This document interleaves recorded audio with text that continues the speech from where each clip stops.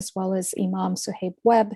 We'll be just taking those questions from the audience. If any of you are on Facebook or Instagram and you have questions, you can enter those questions in the chat boxes there. And we'll still be able to get a hold of those questions and present them to the speakers. So we'll be doing that shortly. And that'll take about another maybe 5 to 10 minutes or so, and then we'll be closing off our session. So I'll be just checking to see if there's any questions coming in. Okay. So let's see here. I think we've got pretty much everybody who's returned.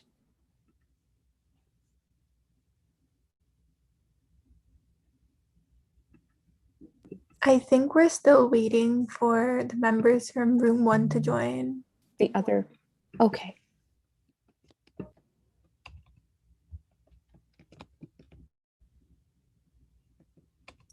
Mehreen, do you have any questions relating to anxiety or depression from a student perspective that you may have wanted to ask, or an Islamic question pertaining that to like our tradition in terms of mental health? I don't know. I honestly just wonder because, like, especially given that there was a whole batch that just started university and transitioned to adulthood amid a pandemic, and students looking for jobs and in the workforce. Like, personally, like, I got my first professional job amid this pandemic, and it's really weird, like, working professionally but not having that like social component or even networking virtually just isn't the same. So for me personally, I'm a bit more extroverted, so I'm able to make those connections. But what kind of advice would you have for students who are more introverted and who aren't going to be the first to make those connections? It's a great question. I think, how are we doing? I think everyone is pretty much back now, so maybe we can. So welcome back, everyone. Mehreen, I'll get you to ask that question again. So welcome back. Thank you, everybody, for joining our breakout rooms. I hope that you've had an opportunity to learn a little bit more about anxiety, a little bit more about depression. I want to thank our speakers for today, Imam Suhaib Webb, Dr. Tayyab Rashed, Dr. Afreen Malick. We just want to allow for anyone who has questions, either on our social media platforms or in our Zoom platform right now, to please pose questions in the chat box. I do have one question that's come forward from Mehreen, who's also part of the COVID task force. And I'll get her to ask that question now, and then I'll ask any of the presenters to perhaps jump in and answer that the best they can. So Mehreen, maybe you can pose your question if possible.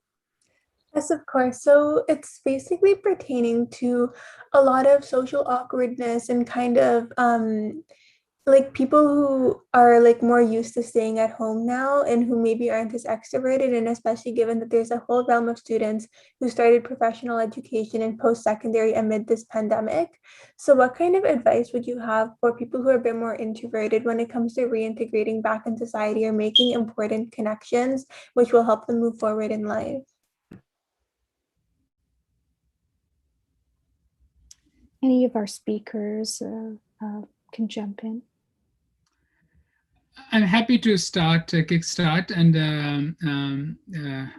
my esteemed colleagues can add. It's because I work in post-secondary, and this is oftentimes this is a developmental a phase of their life. They're exploring different things. Also, they have been in the university, and now from college to post-secondary, they're moving into job. And if you happen to be introvert, being an introvert, of all the 5 personality traits, they tend to be quite stable, but that is not any sort of seal that your happiness is actually. Introvert folks experience happiness. They also experience anxiety, but it's different ways. This all as our religion, as a great religion teaches us, tafakkur is about introspection, to understand ourselves. So if we understand ourselves, that what are my strong points?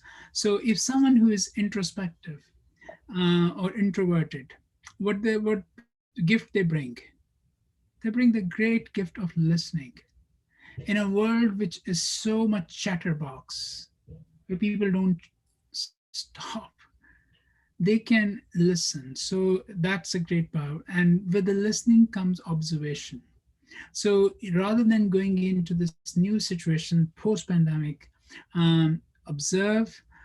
You don't need to make a lot of comments, but I'm sure most introvert will make few comments, and also letting other people know, someone in the group who you feel more comfortable, so that you have a social support, that you are not feeling sometimes introvert are, or if you have some symptoms of social anxiety, you might be feeling very anxious, that whatever support you may need in that moment, because that's exactly the question is how to reintegrate, how to present yourself. The last point I will say is don't avoid. The biggest thing within anxiety is maintained by the avoidance. So we are, and again, I take a religious metaphor, and the world has been, Allah has sent us this world as a field which has lots of challenges, and it is our job to walk this field, being mindful. So there's no avoidance. So the more you will avoid, the more the cycle of anxiety and awkwardness will continue. Take baby steps, take social support, of course, make dua, because that supplication helps and soothes your heart. Wonderful. Thank you so much.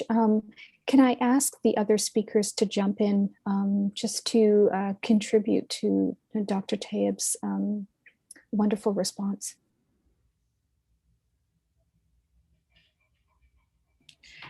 Imam Suhaib, I would just echo Dr. Tayyab's comments, especially about the avoidance piece. And the only other thing I would say is really to keep an eye on the anxiety piece, or kind of knowing what's coming up for you, because there's obviously some anxiety that you've shared just in bringing this up. And so I'm just wondering where that's coming from. What are you worried about happening? Where are these worries coming from? And, you know, really trying to understand a little bit about what's underneath that.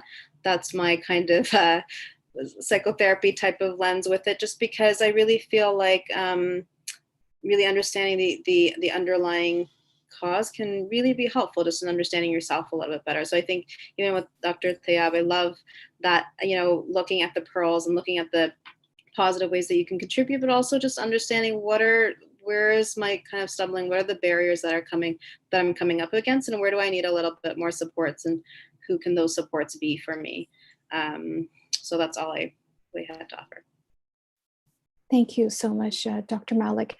Imam Suhaib, so just, you know, we've gotten a number of, you know, requests that have come through in the past through social media with regards to anxiety or concerns about returning to the new normal.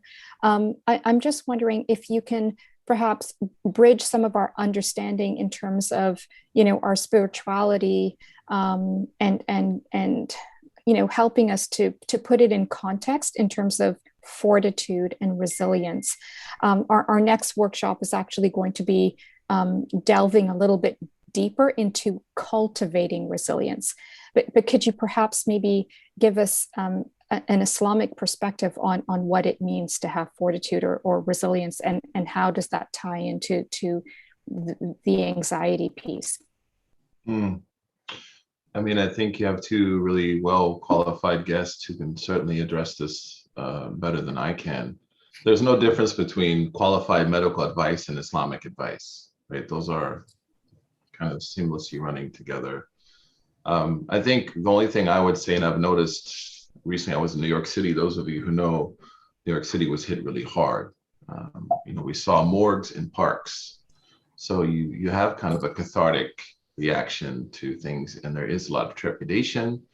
And recently sitting with someone who kind of had a manic attack in front of me, just worried about like all the possibilities, right? Because COVID certainly has exposed us to the truth of our vulnerability. So from a religious perspective, I think there's four things we should think about. Number one is we have to embrace our vulnerability. I think oftentimes this is what creates anxiety is, you know, we live, at least on this side of, you know, the continent, United States of America is very arrogant. It's a very arrogant society. It's a society that continually pushes this idea that you can accomplish everything. And Islam says, وَمَا تَشَاءُونَ إِلَّا أَن يَشَاءَ اللَّهُ. Like, you're not going to accomplish anything unless God allows you to accomplish it. Right?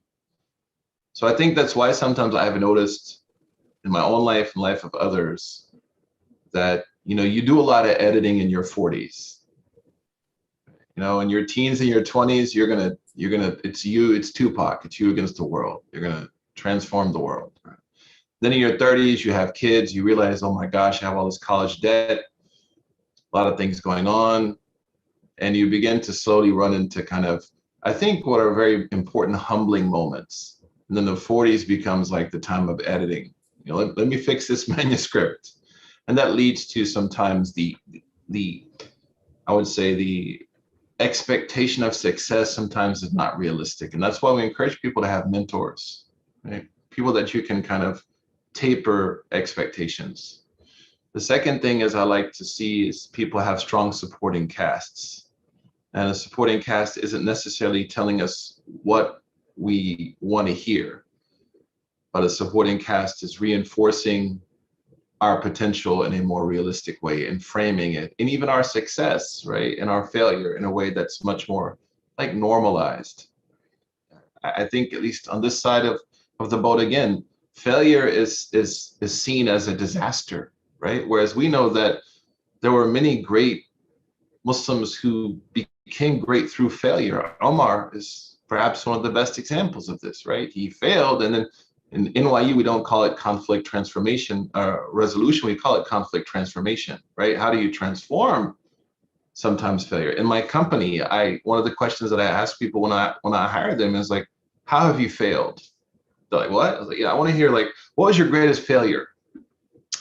And the third, of course, is we know that we cannot control things that we are not in our circle of influence. And I like to tell people you have a circle of influence and a circle of concern. People tend to invert that. Their circle of concern becomes their circle of influence.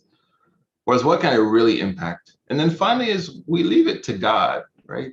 You know, the outcome.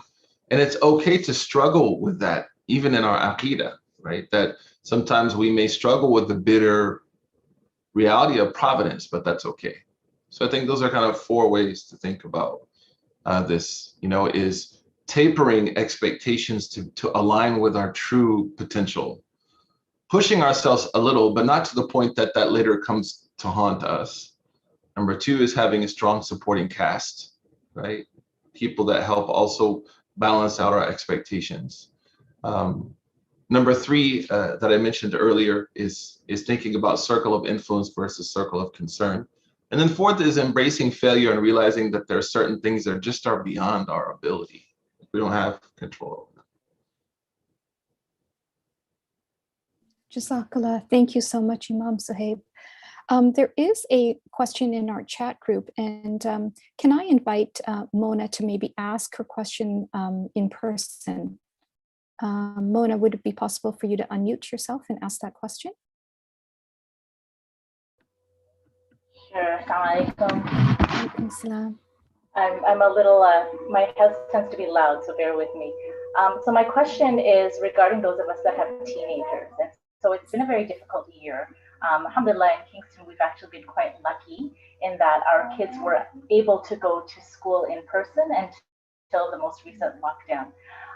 And obviously, having been around youth for decades myself as an advisor, I know that we do see the normal teenage fluxes, like fluctuations of mood and angst. But given the circumstances now, when they're going through such I mean, it's been a lot of pressure on them, a lot of tension. So it's more being able to distinguish between the normal ebbs and flows of angst and mood swings, as opposed to something that we really should be a red flag, that maybe we should find some more support, some more help, rather than what we would normally do with our teens, you know. And I know that, you know, as adults, I mean, and they're young adults, but as older adults, we know that this pandemic it has had a toll on our mental health. And it's hard with teenagers sometimes to get that information from them, because, you know, they want to deal with them themselves. They try to close off. So I think what kind of things should we be watching out for to ensure that our teens, that we're taking care of their mental health. I guess that's my question then, in terms of like what especially now when it is a very stressful situation for them, and just what should we be looking out for, and to see whether we should go to that next step to get them some help. Thank you, Jazakallah. Any of the presenters, Dr. Malick or Dr. Rashed? Dr. Rashed, I'm happy to jump in. Thank you for the question, Mona. I have a few things just around this, but I mean, I hear the parental concern behind this, right? I hear that parents are very concerned about the way that this is going to impact their child, because this is uncertain territory, right? This isn't one of those things where we can say, you know what, I went through that. I went through grade 7. I know it was really hard. It's going to get better. And it's not one of those things where we can say, you know, university's tough, but you know what, I went through it and I did X, Y, and Z.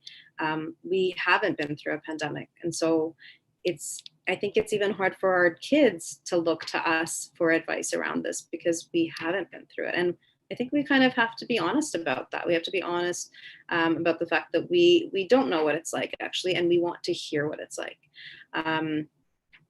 Though I work a lot with parents, and the number one thing I tell parents is to listen more than they talk. And that's often the primarily neglected thing, is, you know, the adolescents I talk to, they actually talk a lot. But when their parents bring them to me, they're like, they won't say anything, they won't talk to me, I don't know what's going on. And it's just a few moments of just a few probing questions, and they open right up. Now, I think that has to do with them feeling like they're in a validating environment where they feel like, if I'm going to share an emotion, it might not be shut down, it might not be judged. So one of the tips that I tell parents is just check in with your kids, have some time where you have like one-on-one time set up with them, not with like you and the rest of the kids, not with you and your spouse and them. That can feel intimidating. Like just some one-on-one checkout time, some one-on-one time for go for a walk, one-on-one time to grab a coffee together. Kids actually really appreciate that space as much as they push you away. Most of the teens I talk to later, they're like, actually, I really like doing that with my parents. I didn't want to say that, but I actually really liked. And, you know, I'm sure each of us can even share in this circle that we enjoy spending time with our parents as well, even at this age that we're at, right? There's a comfort that you get, especially if you know it's going to be a source of support for you. So that's kind of the regular check-ins, a validating kind of environment for them, meaning they tell you about an emotion, don't try to judge, don't try to problem solve, just hear, just listen to the experience without jumping in. And then what you asked around, well, how do we know if this is like adolescent changes? And I would say so much gets attributed to adolescent changes that is not normative. Most of the times there's actually something going on. Most of the time it's not just some hormonal thing that's happening that's going to take care of itself and get better, because the reality is if your child is being affected to the extent where there's lots of conflict happening with you at home, there's conflict happening with their friends, they're isolating, they're not going to school, they're not eating, drinking, their sleep's disrupted, these are things that are going to impact them in a negative way. That puts them at risk for things like depression if depression is not what they have. But there's something going on for them, right? Where they're signaling, their body's signaling they need support, and they're signaling they need support. So what I say is, whatever you want to chalk it up to. If you want to chalk it up to hormones, if you want to chalk it up to something else, but it's not normal adolescent behavior to struggle so much and to have so many challenges, even in a pandemic. If there is that happening at home, where there is lots of struggles at home, there's yelling, fighting, there's, an inability to have a conversation, there's lots of mood regulation issues that are happening, it's really important that you talk to them honestly and just and hear from them about what they want. If they want support, if they don't want support, if they want you to be involved, if they don't want you to be involved, I think it's important to be able to be a parent where you're able to hear that too, and where you're able to kind of respect what it is that they want at that point in time. So I hope that's helpful, Mona. The classic answer that a psychiatrist will tell you is if there's functional impact, but I hope that means more. I hope that you have an eye on your kid and you know that it's more than just them not going to school for a year before you do something. You notice like the changes that are happening at home. You notice if the relationship is shifting and changing. You notice what's kind of happening in their emotional reactions, if there's more irritability, things like that, and then just genuinely checking in with them. I'll ask Dr. Rashed as well, because I know Dr. Rashed works a lot with kids that are just above this age group, but I wanted to check in. No, I think Dr. Malick, whatever you say, you put a lot in there. So I would certainly, Mona, would follow what Dr. Malick has said. A couple of things I can add from that I've learned actually from teenagers is listen to them, and Dr. Malick started that. Listen to them from beginning to end. Listen to the story without interruption. So important.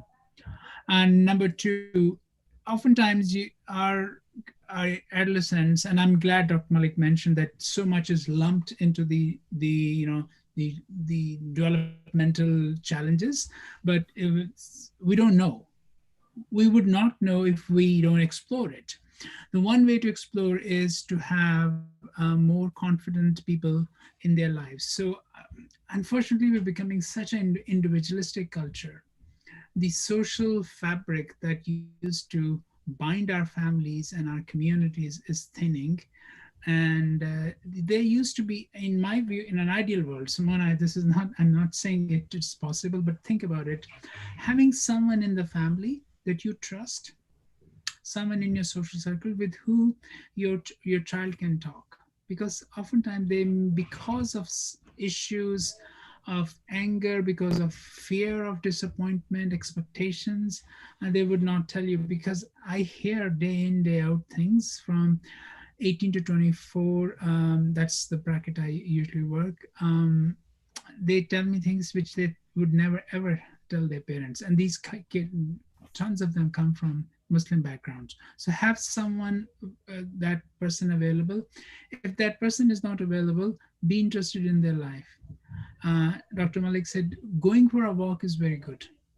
One-to-one time is so important, so precious, so golden, that 10-minute, 15-minute one-to-one time without the other siblings, without the other family members, just no agenda. When you have no agenda, they will, whatever is there on their mind, they will tell you, right? And lastly, if they are going through something and they tell you, the worst thing a parent can do is to invalidate. So I will second that point so importantly, that okay, even if they are saying I have anxiety, because the other challenge we have is sometimes kids Google the diagnostic criteria and they say, even they're saying it, just listen out to them, because they're communicating. It may not be the depression or anxiety, it may be something else. So giving them that space is so important. And the last point is share your childhood. share your own angst, share your own development, even though it was in another country, in another era, in another generation. That is the binding. When I was growing up, I had these struggles. So the gap between the Gen X, Gen Z, or Gen, I don't know what alphabet we are on, will be decreasing with these sharing of life stories. Thank you. Thank you so much, Dr. Malick and Dr. Rashed. So we're closing off the session now, and I just wanted to thank our speakers and everyone that's participated. We just have a few polling questions. We want to know if we've made any difference for you in some of the programming that we've offered, and it'll help inform all the additional polling that we want to do in the future. Also, Dr. Rashed has shared some information, a guide that works for anxiety in the chat box, in the Zoom chat box, if anyone want to copy and paste and take a note of that. We also have, and Dr. Malick has also put in the website for the Muslim Mental Health Association of Canada. So if we can have the team maybe bring up the polling questions, and I can have our audience somehow answer those polling questions if you just have a few minutes. And while we're doing that, and while you're answering those polling questions, what we will do is, we will aim to close off. So just quickly, the guide, the resource guide, or the resource workbook that we have, you can find it on our COVID task force webpage. The registration for our next webinar, which will be on the 25th of July, that will focus on cultivating resiliency. That will also be made available, so you can register for that ahead of time. And you can also find, again, we've just posted the guide, the resource guide in our chat box of the Zoom. So that's there for you as well. And then lastly, if you have any concerns or questions, if you're reaching out for resources, there's Khalil Center that offers a number of resources available to you in the community, as well as Nasiha Mental Health provides a crisis line, where the counselors are available to help anybody in crisis. Inshallah, we're hoping that this was beneficial to you. Thank you to our partners, IDRF, as well as MMAC, as we've mentioned, and Imam Suhaib's Webb's organization is called SWISS, so SWISS. You can search that up for Imam Suhaib. So thank you. May Allah bless and keep all of you, and that you remain healthy and safe during these difficult times, and that inshallah you remember us in your du'as, and that appreciate all of your patience through this interesting task for our Muslim COVID task force initiative on mental health. And then I think just people are filling up their polls right now. So inshallah, jazakallah, thank you for your time today, and please do register for our upcoming, next workshop on the 25th of July. Jazakallah, thanks so much. And for our ASL translators who've done a phenomenal job, and the back team at the task force who's been pulling all of this together. Jazakallah, thank you so much for your efforts. May Allah bless you and keep you. Jazakallah. Assalamu alaikum. Assalamu alaikum. Wa alaikum.